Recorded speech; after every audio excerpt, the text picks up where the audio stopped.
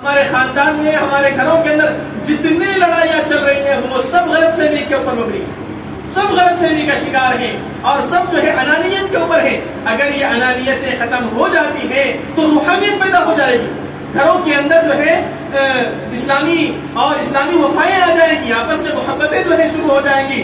اگر جو ہے اس کو ہم فالو کر لیں، حاصل کر لیں، علم حاصل کر لیں، اور یہ انتہائی ضروری ہے۔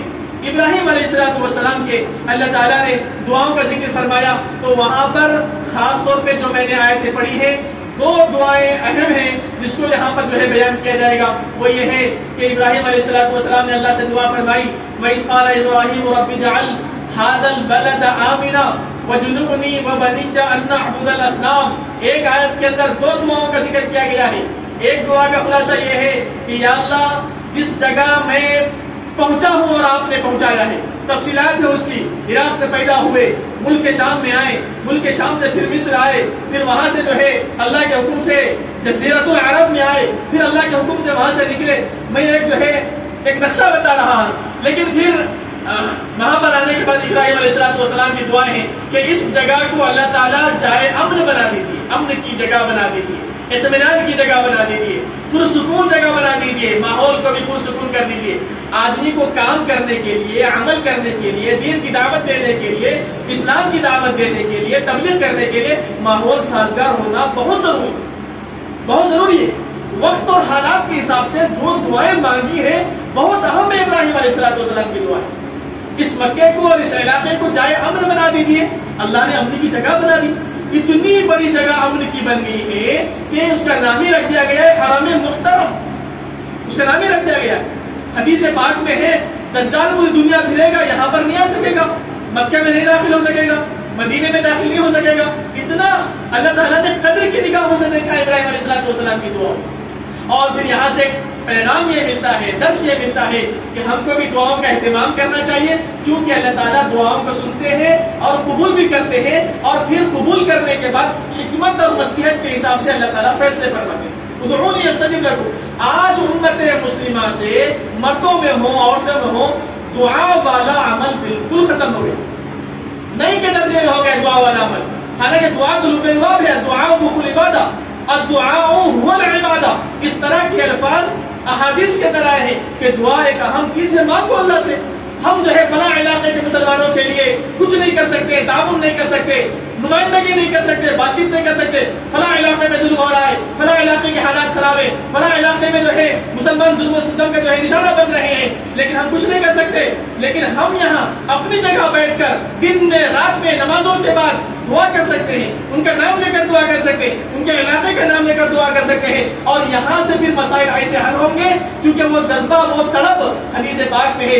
اگر دنیا کے کسی جگہ کے مسلمان کو ایک کانٹا بھی چبھتا ہے، دوسری جگہ کا مسلمان چین سے نہیں رہ سکتا ہے، بے چین ہو جاتا ہے۔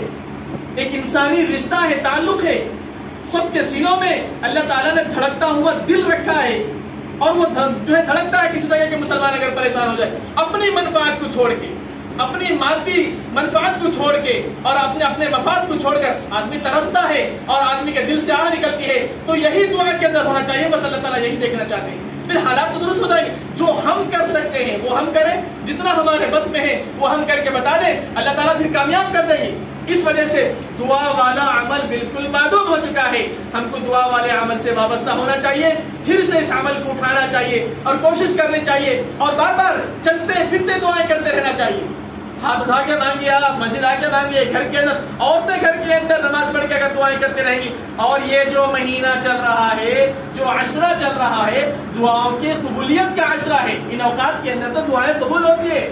ہمارے نبی نے فرمایا کہ خوب مانگو، ان جو ہے اس عشرے کے اندر مانگو اللہ سے، روزہ رکھو، نماز پڑھو، تلاوت کرو، فرائض کا اہتمام کرو، اور اس کے بعد جو ہے اللہ سے مانگتے رہو اور دعائیں کرتے رہو، اللہ تعالیٰ ضرور قبول فرمائیں گے۔ جس اللہ نے یہ فیصلہ فرمایا کہ میں دعاؤں کو قبول کروں گا، وہ اللہ تعالیٰ دعاؤں کو رد نہیں کر سکتے۔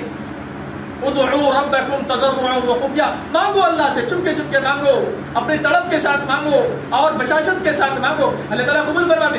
ابراہیم علیہ السلام کی دعاؤں کا اثر 4000 سال کے بعد بھی ہم دیکھ رہے ہیں۔ 4000 سال تقریباً لکھا ہے روایتوں کے اندر، تو ابراہیم علیہ السلام کی دعاؤں کا اثر یہ رہا۔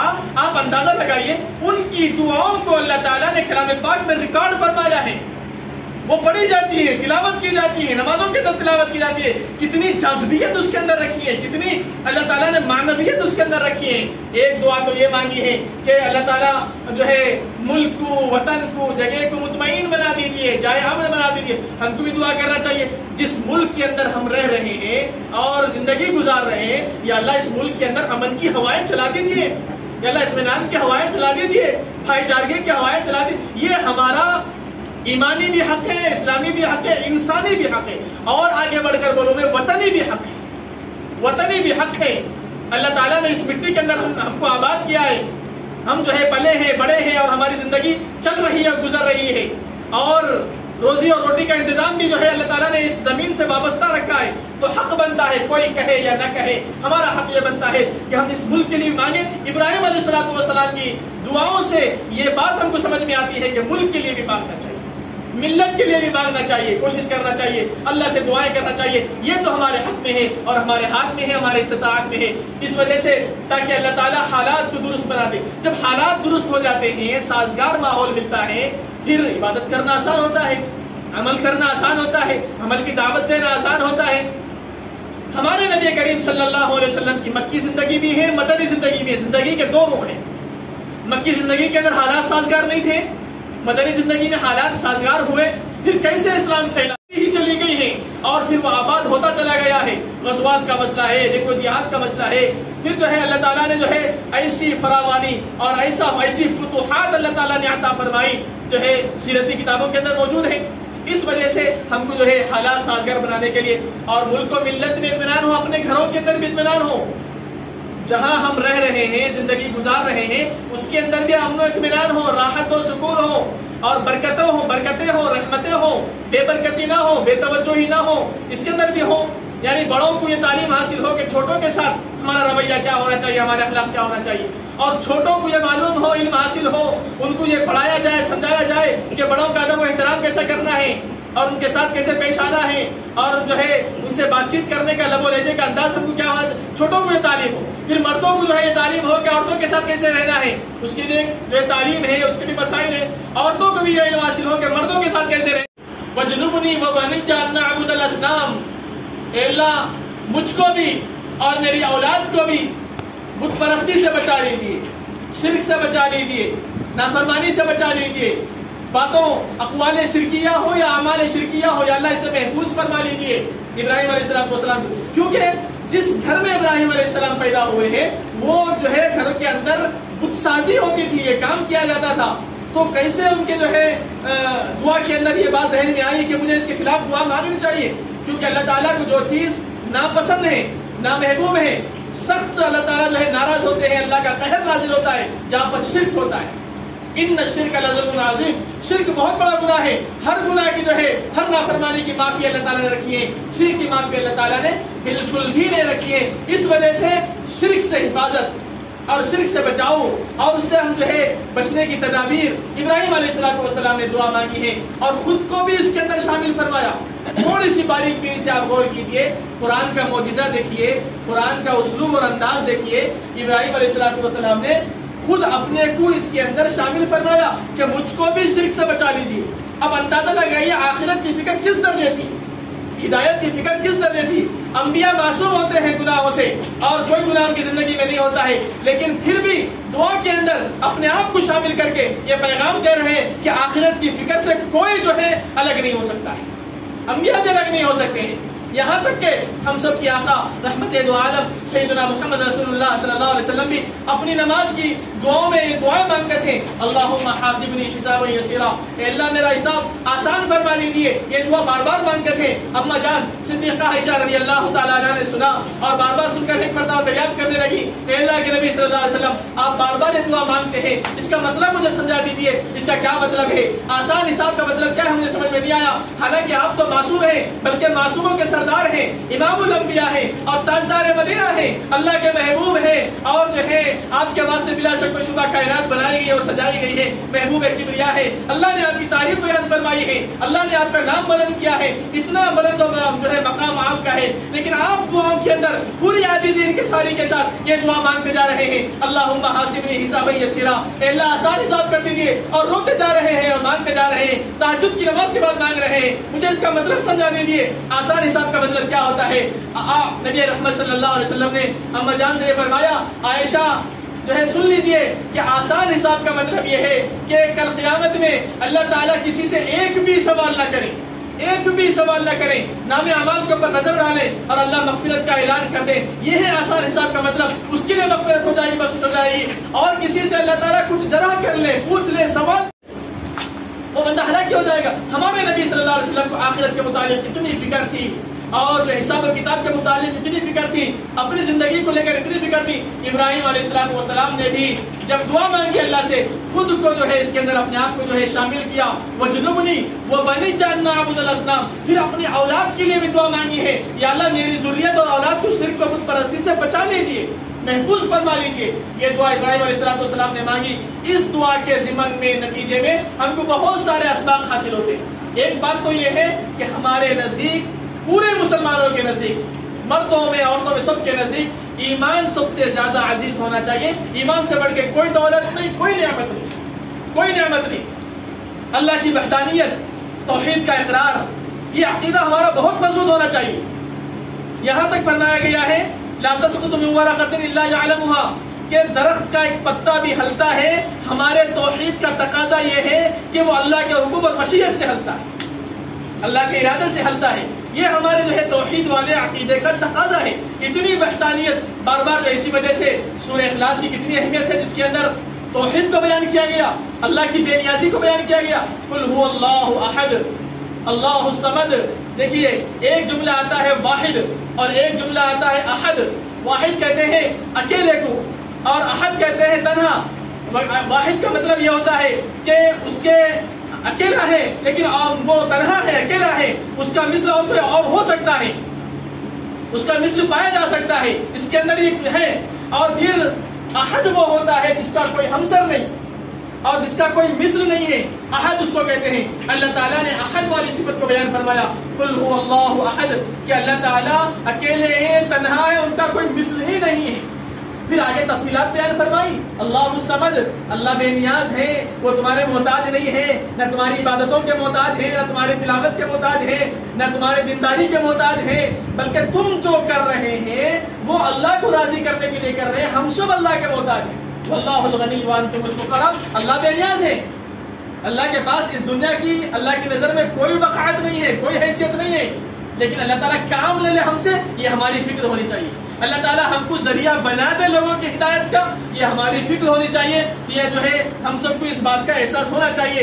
ابراہیم علیہ السلام نے اپنے کو بھی شامل کیا اور بت پرستی سے حفاظت کے لیے خاص طور پہ دعا فرمائی اپنے بیٹوں کے لیے۔ یہاں سے یہ پیغام ملتا ہے کہ عورتوں کو، والدین کو، سرپرستوں کو اپنے اولاد کے حق میں دعائیں کرتے رہنا چاہیے، قبول ہوتی ہیں، دعائیں قبول ہوتی ہیں۔ ابراہیم علیہ السلام کی دعا قبول ہوئی۔ ہمارے نبی نے بھی فرمایا ہے کہ ماں باپ کی دعا اولاد کے حق میں، اولاد کی دعا ماں باپ کے حق میں جلد قبول ہونے والی دعائیں قبول ہوتی ہیں، اللہ تعالیٰ قبول فرماتے ہیں۔ اس وجہ سے ہم کو جو ہے اولاد کا بھلا چاہتے ہوئے، ہر ماں باپ اپنے اولاد کا بھلا چاہتے ہیں، کوئی خراب ہونا نہیں چاہتا، کوئی خراب کرنا نہیں چاہتا ہے، ہر ماں باپ اپنے اولاد کا بھلا چاہتے ہیں، نیک نامی چاہتے ہیں، عزت چاہتے ہیں، شہرت چاہتے ہیں اور رفع درجات چاہتے ہیں، دنیا کے اندر بھی بھلائی چاہتے ہیں، آخرت کے اندر بھی بھلائی چاہتے ہیں۔ ہر ماں باپ اپنے والدین کو، ہر والدین اپنے بچوں کو دینی تعلیم سے آراستہ کرنا چاہتے ہیں، لیکن صرف چاہنے سے نہیں ہوتا ہے، اس کے مطابق کام کرنا پڑتا ہے، عمل کرنا پڑتا ہے، کوشش ہوتی ہے، اور کوششوں کے اندر ایک آراستہ ہو جائے۔ ماں باپ کے لیے بھی عمل اہم ہے، ماں باپ بھی عمل سے آراستہ ہو جائیں اور وہ بھی کوشش کریں اور عمل کریں، کیونکہ اعمال سے بچوں کی زندگی میں وہ اعمال اثر انداز ہوتے ہیں۔ بچے تو نقالی کرتے ہیں، بچے تو نقل اتارتے ہیں، نقالی کرتے ہیں۔ ہم اسی وجہ سے ایک بات جو ہے سمجھ میں آتی ہے، فرائض ہمارے نبی صلی اللہ علیہ وسلم اور حضرات صحابہ اکرام کا معمول یہ تھا کہ فرائض گھر کے اندر ادا کرتے تھے، بقیہ تمام سنتیں اور تمام نوافل جو ہے گھر کے اندر پڑھتے تھے۔ وجہ اس کی یہ لکھی ہوئی ہے تاکہ گھر کے اندر بھی خیر و برکت باقی رہے، اعمال کے ذریعے سے، اعمال کے ذریعے سے گھر کے اندر بھی خیر و برکت باقی رہے، اور پھر چھوٹے چھوٹے بچے جو ہے دیکھ کر عمل کرنے والے بنے، سیکھنے والے بنے، ان کے اندر بھی نورانیت پیدا ہو اور ان کی زندگی میں متاثر ہو جائے۔ والدین جو کرتے ہیں بچے اس کی نقل اتارتے ہیں۔ ایک واقعہ لکھا ہوا ہے حدیث پاک میں کہ ایک صحابی اپنے گھر کے اندر چوزانوں میں بیٹھ کر نماز پڑھ رہے تھے، مانی ڈال کر جس کو کہتے ہیں، نماز پڑھ رہے تھے۔ ان کا لڑکا چھوٹا وہ نقل کرنے کے لیے اپنے ابا کے پاس بازو آ کر بیٹھ گیا اور بیٹھ کر جو ہے نقل اتار رہا ہے، وہ بھی چوزانوں بیٹھ گیا اور بیٹھ کر جو ہے نماز پڑھنے لگ گیا۔ جیسے ہی نماز کی تکمیل ہوئی تو وہ صحابی اپنے بچے کی طرف متوجہ ہوئے اور ان کو نماز کا طریقہ سمجھایا کہ بیٹا ایسا نماز پڑھنے کا طریقہ نہیں ہے، کھڑے ہو کر نماز پڑھی جاتی ہے، قیام ہے، رکوع ہے، سجدے ہیں، ایک اس کا طریقہ ہے، یہ اس کے فرائض ہیں اور واجبات ہیں۔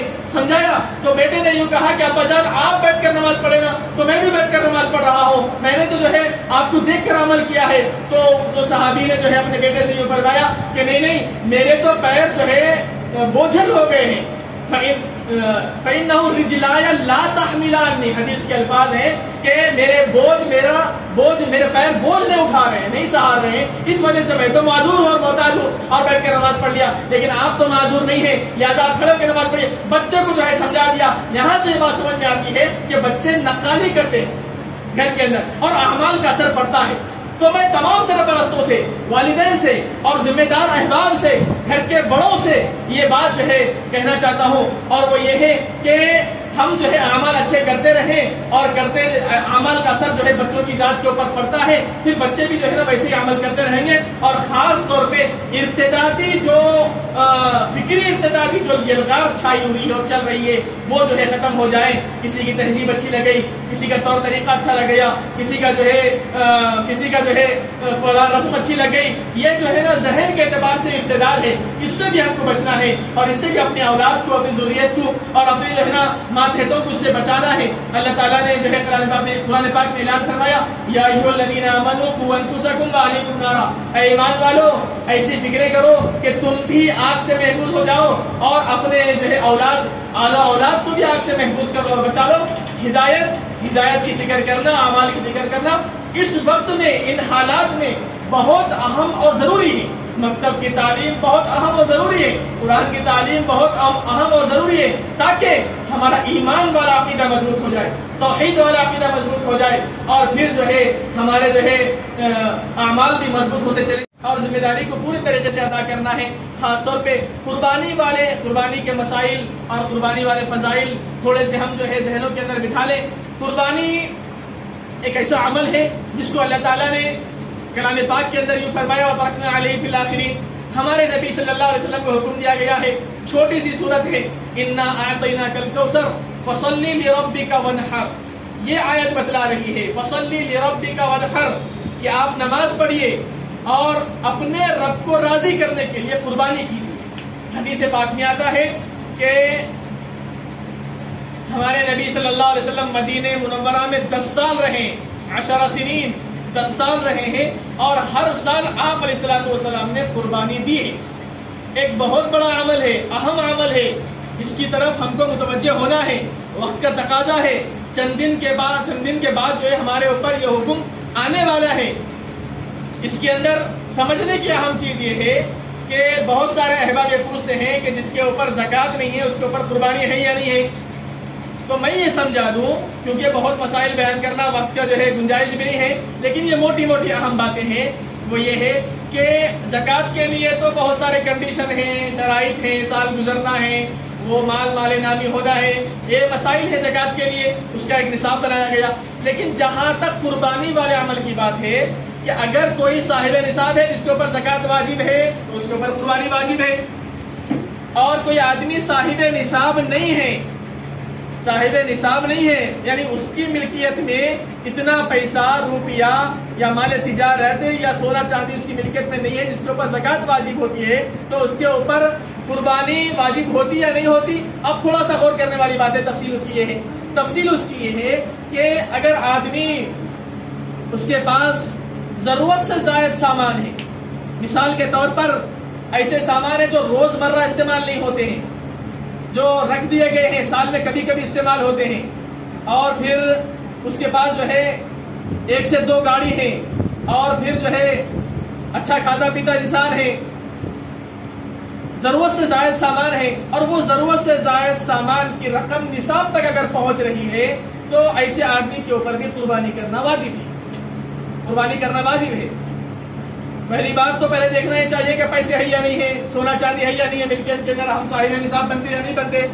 لیکن اگر کوئی صاحب نصاب نہیں ہے زکوٰۃ کے اعتبار سے، لیکن پھر بھی جو ہے ضرورت سے زائد سامان ہے جو سال میں کبھی کبھی استعمال ہوتا ہے، گھر کے اندر 1 سے 2 فریج ہے، 1 سے 2 کولر ہے جو ضرورت سے زائد ہے، یا اتنے برتن سامان ہے جو کبھی کبھی استعمال ہوتے ہیں، بڑے بڑے برتن، یہ سب چیزوں کو ملا کر، بلکہ کتابوں کے اندر، فتوے کی کتابوں کے اندر یہ بات بھی ہے کہ آدمی کے پاس بہت سارے کپڑے ہیں جو کبھی کبھی استعمال میں آتے ہیں، جو شادی وغیرہ میں پہنتا ہے آدمی، وہ بھی ضرورت سے زائد سامان کے اندر آ گیا ہے. ایسوں کو بھی جو ہے شامل فرما لیا ہے. شامل فرما کے اب دیکھنا چاہیے کہ یہ سب کی قیمت نصاب تک پہنچ رہی ہے یا نہیں پہنچ رہی. 52.5 تولے چاندی کے نصاب تک، اس کی مالیت تک پہنچ رہی ہے یا نہیں پہنچ رہی. اگر پہنچ رہی ہے تو اس آدمی کے اوپر بھی قربانی واجب ہے، قربانی کرنا پڑے گا. اور جس کی ملکیت میں جتنا مال ہے اس کے اوپر قربانی واجب ہے. یعنی یہ خیال یہ بھی چلایا جا رہا ہے کہ یا ایک بکرا گھر کے اندر جو ہے کاٹ دو، سب کی طرف سے جو ہے قربانی ادا ہو جائے گی. بالکل غلط خیال ہے، غلط بات پھیلائی جا رہی ہے، اور یہ چیزیں جو ہے بالکل غلط ہے. ایسا نہیں ہوتا. جو مالک ہے اس کے اوپر جو ہے قربانی واجب ہے. گھر میں اگر 10 احباب رہتے ہیں، 5 احباب بڑے ہیں، بالغ ہیں اور صاحب نصاب ہے، 5 کے اوپر قربانی واجب ہے.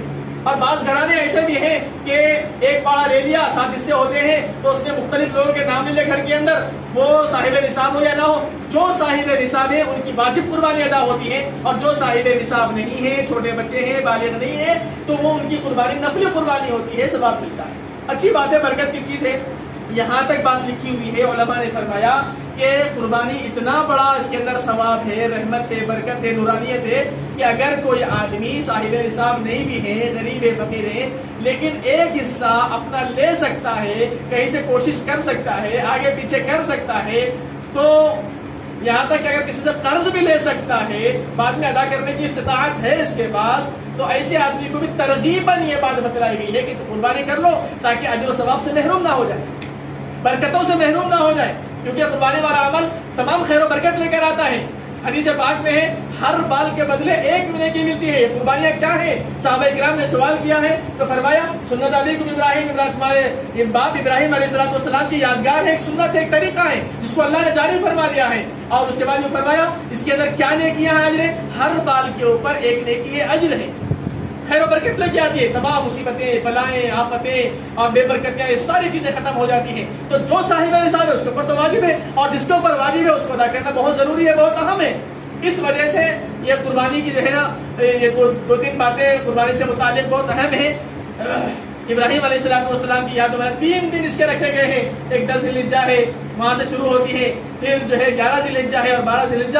بس 3 دن کے اندر یہ عمل ہم کو کرنا ہے، اور اللہ کو راضی کے لیے کرنا ہے، اللہ کو خوش کرنے کے لیے کرنا ہے. ہمارا بڑے سے بڑا عمل ہو یا چھوٹے سے چھوٹا عمل ہو، اللہ کی رضا مقصود ہے، اللہ کی چاہت مقصود ہے، اور اللہ کو خوش کرنا مقصود ہے، اور کوئی چیز مقصود نہیں ہے. اسی کو خشوع و خضوع کہتے ہیں، اسی کو عاجزی انکساری کہتے ہیں، اسی کو للہیت کہتے ہیں. اگر یہ چیز نہیں ہے پھر ریاکاری آئے گی، اور ایک درجے کا شرک ریاکاری بھی ہے. اس سے بھی ہم کو بچنا ہے، اور جو ہے اپنے آپ کو بچانا ہے، محفوظ کرنا ہے. بلکہ ہمارے نبی صلی اللہ علیہ وسلم نے یہ بات بتلائی، میری امت کے سلسلے میں شرک جلی کا ڈر نہیں ہے بلکہ شرک خفی کا ڈر ہے. وہ کیا ہے؟ ریاکاری ہے، نام و نمود ہے، شرک جو ہے دکھلاوا ہے. یہ ساری چیزیں شرک کے اندر بتلائی گئی. صاف طور پر حدیث میں فرمایا جس نے دکھانے کے لیے نماز پڑھی شرک کیا، جس نے دکھانے کے لیے صدقہ کیا اس نے شرک کیا ہے، جس نے دکھانے کے لیے روزہ رکھا اس نے شرک کیا ہے. اعمال کے اندر روحانیت تبھی آئے گی جب اخلاص ہو، للہیت ہو اور خوف خدا ہو. اسی وجہ سے حدیث میں قرآن نے فرمایا فلا نقیم لهم یوم القیامت وزنا.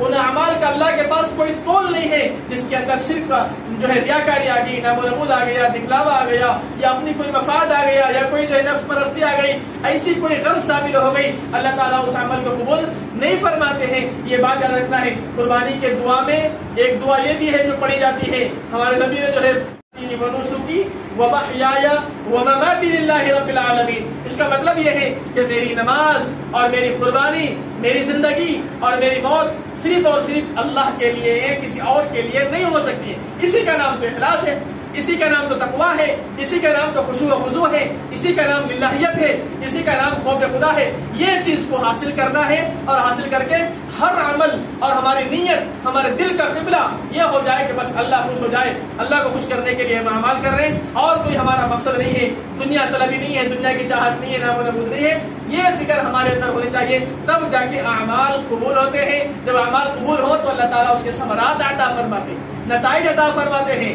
حالات کو وسیع فرماتے ہیں اور کشادہ فرماتے ہیں. اور جو ہے خاص طور پہ اس موقع پر جو آیتیں تلاوت کی گئی ہیں کی دعاؤں کو سامنے رکھ کر ہم کو یہ سبق حاصل کرنا چاہیے. جو عمل ہم کرنے جا رہے ہیں وہ بھی ہمارے لیے ایک پیغام دے رہا ہے کہ دیکھو جس طرح قربانی کر کے ظاہری طور پہ جانور کے اوپر، جانور کے حلق پہ تم جو ہے چھری چلا رہے ہو اور ذبح کر رہے ہیں اور کاٹ رہے ہیں، تو اسی طرح یہ فکر اور یہ نیت کر لو. قربانی کا پیغام یہ ہے کہ تمہارے اندر یہ فکر ہو جائے کہ اپنے خواہشات کی میں قربانی دوں گا. جہاں کہیں دین کا اور دنیا کا مسئلہ آ گیا، دنیا کو چھوڑ دوں گا، دین کو اختیار کر لوں گا.